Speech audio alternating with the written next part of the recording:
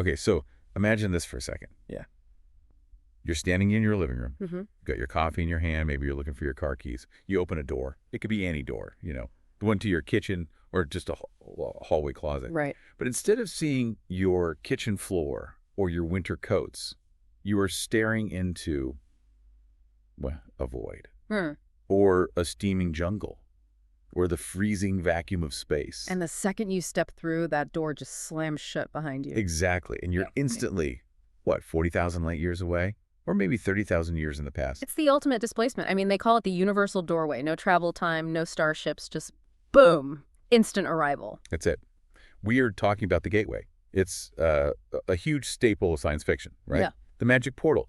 But today, for this deep dive, we are not just talking about the cool tech of getting from point A to point B. No. We are looking at a stack of sources that really explore what happens after you step through.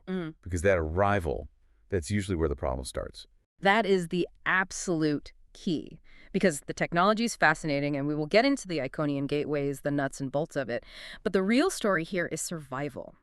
It's about leadership when you are just completely cut off from everything you know. It's psychology, really. It is. How do you maintain your identity, your sense of self, when the universe literally shifts under your feet? And we've got a massive stack of material today from the Star Trek Gateways saga. We're going to be focusing on three really distinct narratives, and they involve some serious heavy hitters. Oh, yeah. We've got Captain James T. Kirk, we have Nick Keller from the Starship Challenger, and we have Colonel Kira Nerys from Deep Space Nine. And what's so great is that the thing connecting them is they all step through one of these ancient Iconian gateways, and they end up in situations that test them in completely different ways. So different. Kirk ends up in this bizarre biological horror show near the galactic core. And Keller lands on a planet made entirely of metal. It's just industrial survivalism at its most extreme. And then there's Kira.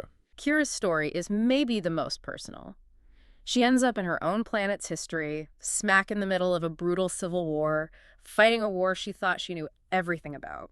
So the mission for this deep dive really is to unpack how they handle that displacement. It's not just, how do I get home? No, it's bigger. It's, how do I survive in this hostile place without losing who I am? And in some cases, how do I maybe fix this broken society while I'm stuck here? Because you can't just be a tourist, right?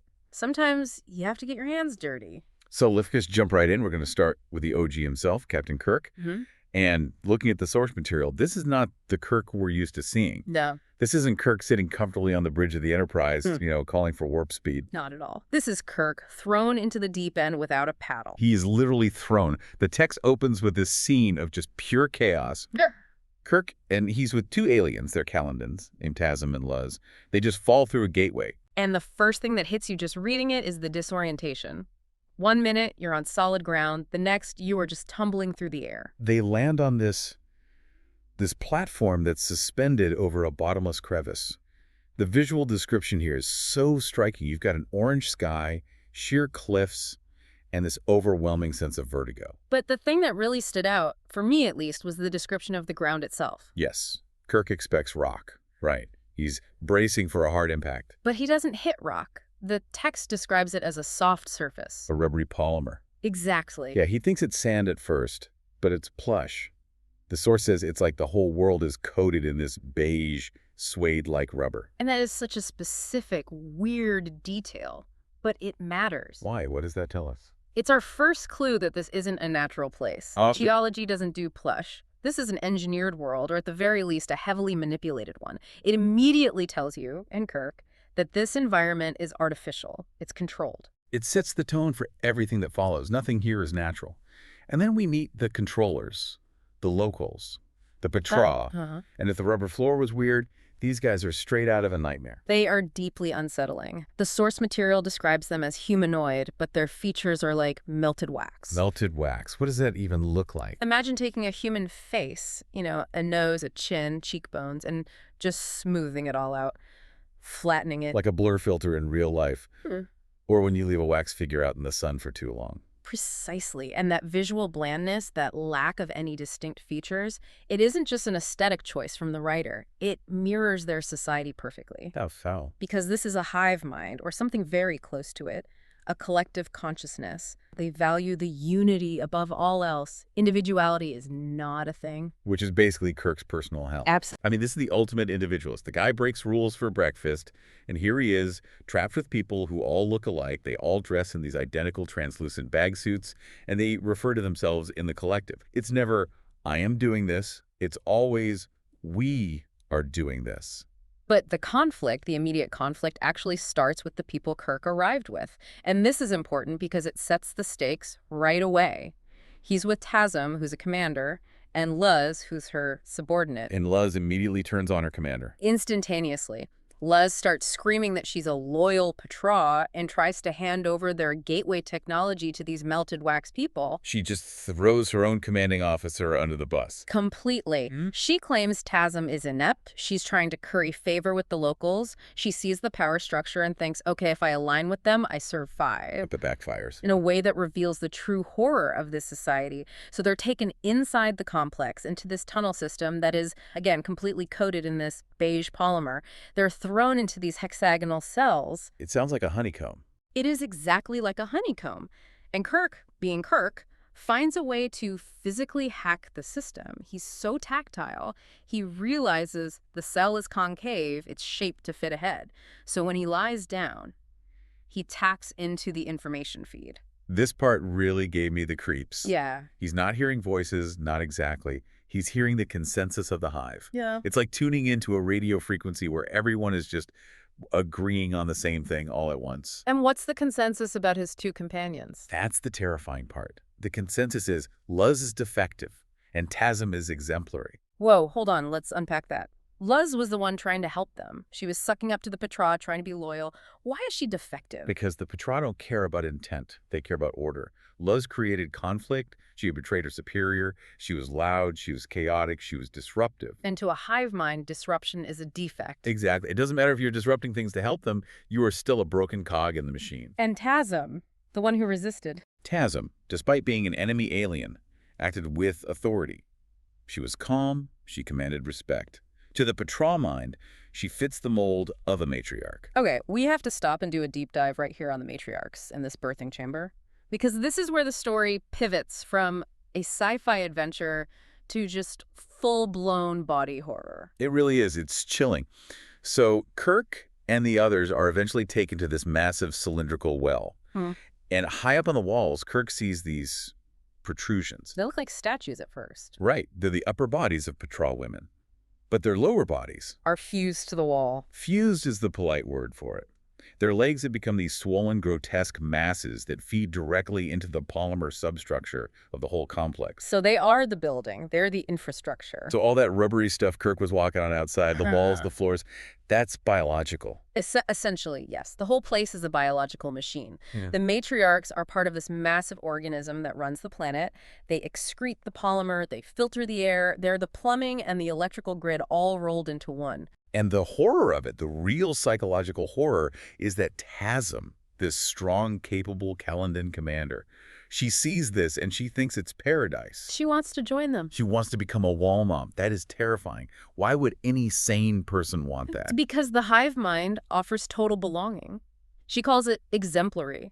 She enters this state of ecstasy at the idea of being fed the royal gel, this golden syrup that sustains the complex, and just becoming part of the collective. So she's tired. She's tired of fighting, tired of leading. She just wants to be. It's the seduction of the hive. No more choices, no more pain, just unity. And meanwhile, Luz is terrified because she's going to be thrown into the deep, that giant crevice they landed over, because she's defective. It's such a stark look at how different cultures define success. Yeah. For the Pah-wraith, success is losing your individuality to support the structure. For Kirk, that is a fate worse than death. He looks at Tasm and he sees a person being erased. Well, Tasm looks at the wall and sees immortality. Anyway. So Kirk realizes he has to get out of there. He does the math in his head. He's near the galactic core. It would take 20 years to get home by warp travel. He needs that gateway. But he also can't let the Pah-wraith keep it. Right.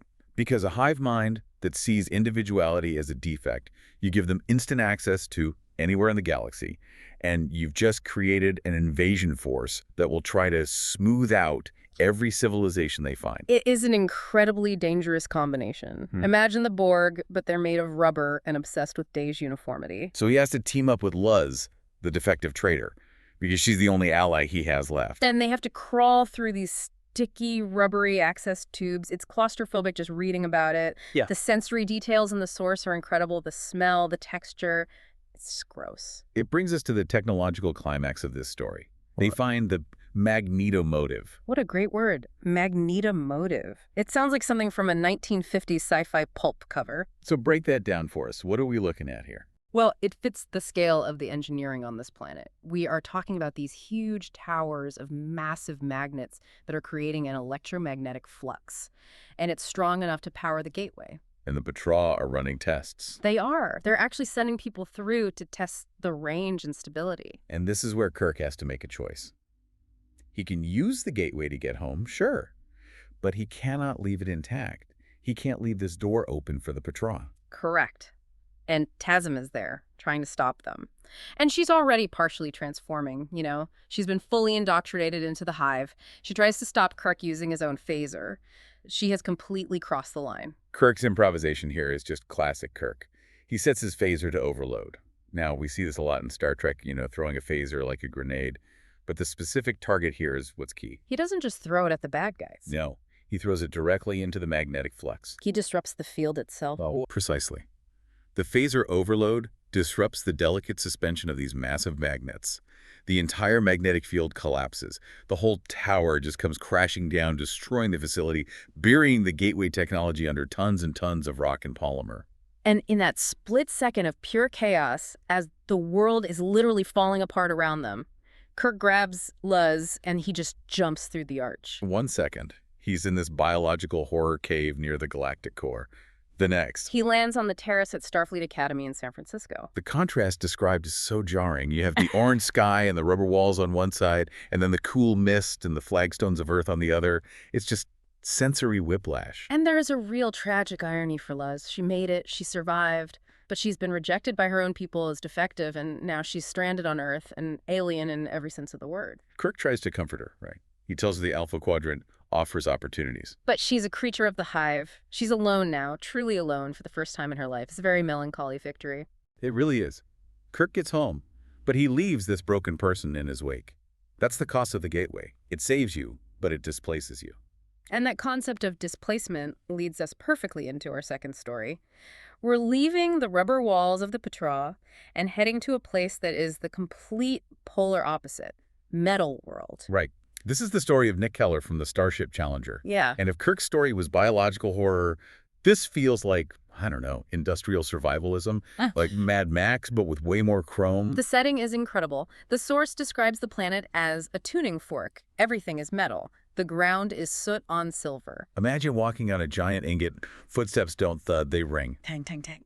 It must be a sonic nightmare. How do you even sleep in a place like that? You probably don't sleep well. And the ecology is, well, it's bizarre. There are no trees. There's no grass, just these things they call free dancers. Free dancers. It sounds pretty, but the description is gross. The text calls them lungs. Think of giant floating balloons, biological dirigibles. They float in the biohaze of the atmosphere and they gather electrical energy. That's their food source, atmospheric static. So they're basically living capacitors. That's a great way to put it. And their life cycle is explosive. I mean, literally. Right. When they die or they get saturated with energy, they fall to the ground and discharge everything in this massive electrical explosion. It's like the Hindenburg crashing every single time an animal dies. And the people, they call themselves the living, they have to dodge these exploding lungs. Not just dodge them, they farm them. Farm them. Wait, how do you farm an explosion? Well, scavenge might be a better word. When a free dancer explodes, it incinerates everything nearby. But in the process, it also cooks its own parasites, these little things called candleflies. Okay, let me get this straight. Big balloon eats bugs, balloon explodes, bugs get cooked into a paste. Exactly. The explosion leaves behind this candlefly paste, and that is their primary food source. So you're eating bug paste that you scraped off a metal planet after dodging a lightning explosion. Yep. No wonder everyone on this planet is grumpy. That sounds miserable. It's created a culture of extreme fatalism. They believe in something called random order. Let's unpack random order. This feels like the central philosophy of their whole society. What does that actually mean for them? It's the belief that survival is pure luck. That's it. They've been stranded on this planet for 10,000 years. They've devolved into this superstitious tribe. And they use the explosions. They've learned to capture the energy from the free dancers to survive, using these big grounding spikes. But they are terrified of doing anything to change their fate. If you live, it was luck. If you die, it was the will of the random order. It's a defense mechanism, isn't it? If you believe everything is random, you don't have to take responsibility for your choices or your failures. Exactly. And then, into this mess walks Nick Keller. He's the outsider. He's the guy saying, hey, listen, we have a gateway open. Right now, we can leave. We can go to a place with grass and trees and food that isn't bug paste. And this creates a huge political rift. The society is ruled by a triumvirate of elders, and the dynamic between these three is fascinating. First, we have Braxton. She's the sympathetic one. She listens to Keller. She wants to see a tree. She represents hope and curiosity. She's the one who looks up at the sky and wonders, what if? Then there's Lunti. He's the antagonist. Yeah. But his motivation is really, really interesting. He's actually been through the gateway before, briefly, but he came back. That's the twist, isn't it? He knows there's a better world out there, but he chose to come back to this metal hellscape. Why? Why would anyone do that? Because on Metal World, he's an elder. He's important. He's somebody. On the other side, he's nobody. He's just another refugee. He wants to be a big fish in a small metal pond. It's pure ego. It is. He would rather rule over ash than serve in heaven. And the third elder is Chimelus, also known as Cyclops because she lost an eye. She's the swing vote. And she's completely indecisive, paralyzed by the superstition of random order.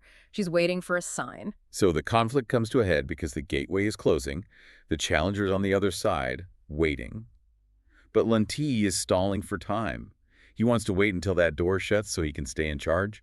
And they decide to settle it the old-fashioned way, a hunt decision. This is brutal. Oh, it's savage. The elders stand on a feast grid out on the open plain, and they wait for a free dancer to descend. Whoever gets eaten or killed by the electrical discharge loses.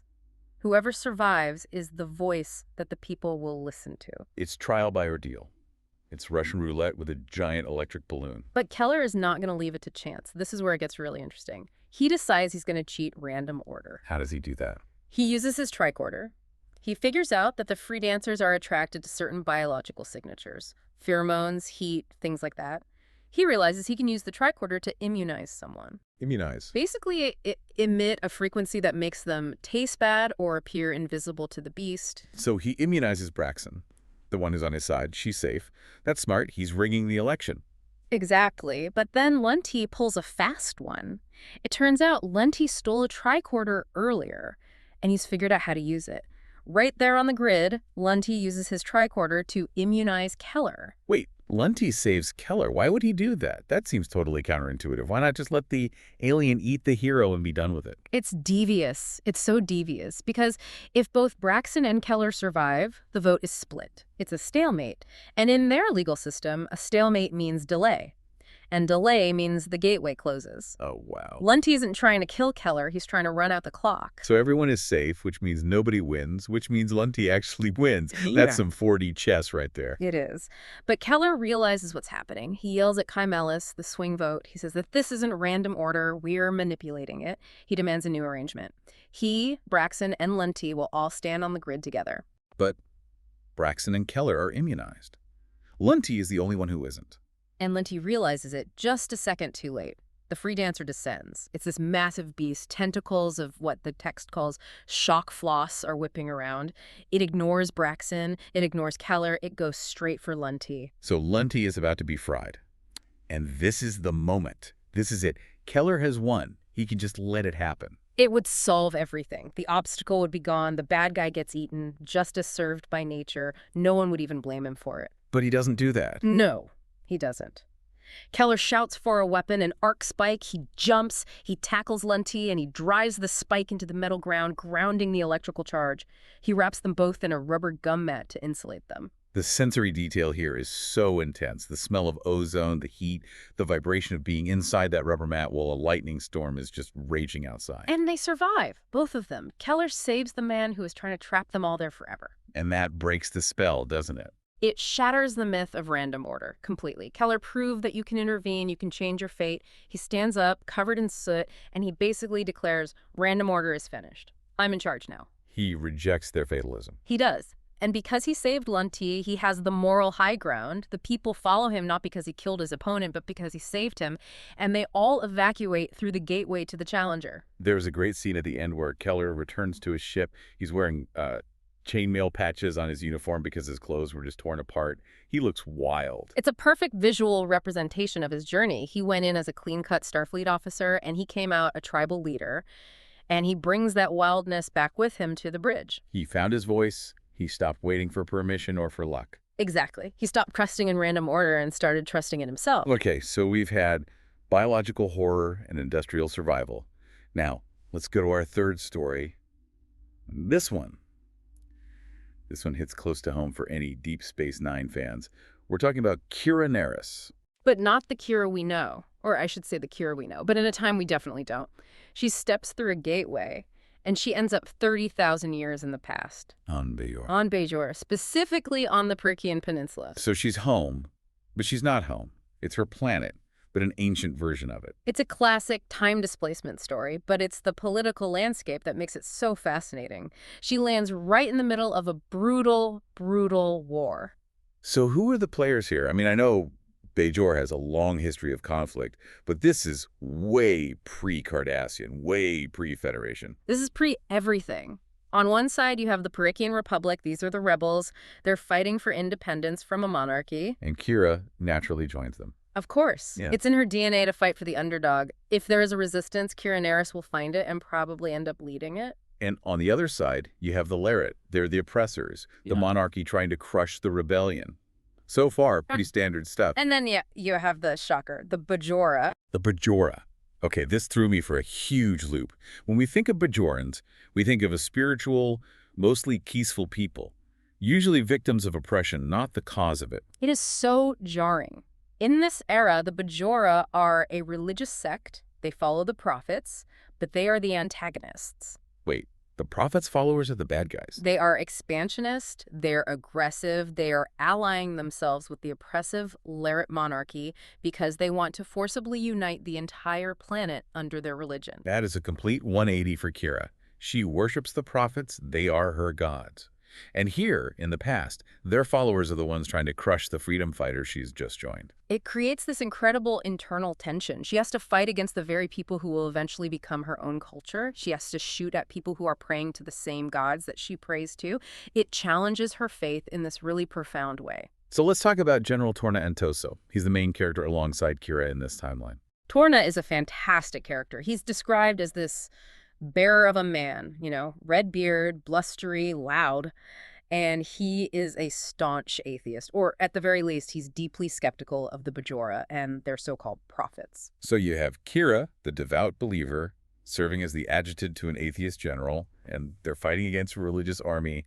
The irony is just, it's thick. It really is. Yeah. And they go through absolute hell together. And there is a specific event that anchors this story in Deep Space Nine lore, the collapse of the fire caves. Oh, right, from the show, the Pah-wraiths. We know from DS9 that the prophets banished the Pah-wraiths to the fire caves. This story shows us the physical side of that mystical event. The banishment caused a massive physical collapse of the cave system. And this has unintended consequences for the war they're fighting. Massive consequences. The collapse completely destroys a rival port city called Iverdvig. And suddenly, the Pah-wraithian port is the only game in town. It becomes incredibly valuable real estate. Which triggers a huge invasion by the Laird and the Bajora. They want that port. Exactly. The war escalates. Kira and Torna are captured. They're thrown in a dungeon.